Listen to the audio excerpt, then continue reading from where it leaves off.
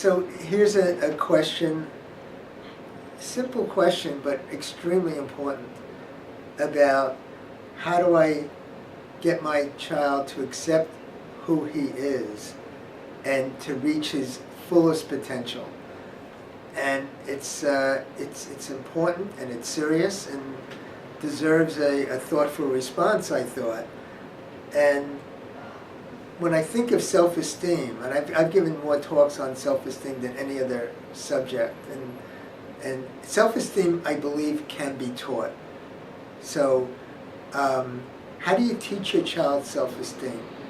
Well, it's an hour-and-a-half talk, but let me give you one core principle, and that is you want the child to feel good about himself in his process of creating whatever he's creating. So if he brings you some work from school, what you might say is good job, and that's the end of the conversation. Oh, good, but what I want you to add to that is take a look at the picture, or let's say he's showing you, and say, gee, I really like how you did the sun, and boy, those rays must have taken you a long time to create, or try to get the child to think of how he actually did and worked hard on the painting or on the drawing. And the reason why this is so important, if you say good job, it's like, well, you're pleasing your father or your mother. You're doing this, so, oh, I think it's great. So what happens if your child is 15 years old and he doesn't care about pleasing you anymore? Then what happens? Then we might have an issue. If you teach him to do whatever he's doing for someone else, for the teacher, for the parent, and he reaches a certain age where he doesn't appreciate your appreciation, maybe there are kids down the block that he wants to do things for who may not be so good for him.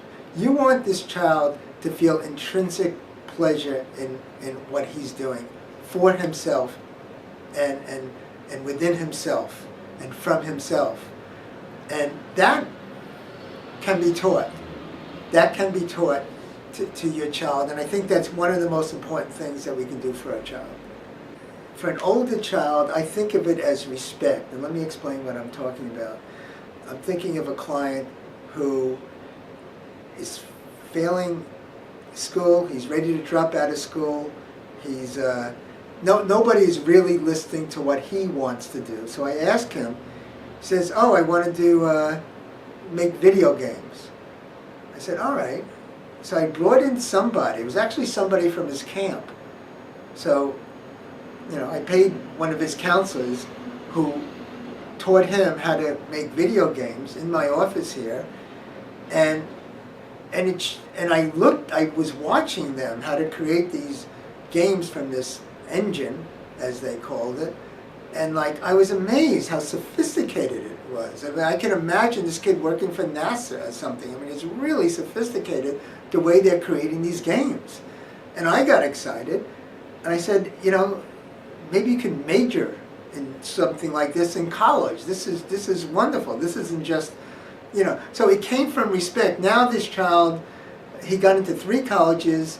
Right now he's in Rochester Institute of Technology, majoring in these, it's not video gaming, but it's something along those lines. The point is that these kids need to be listened to.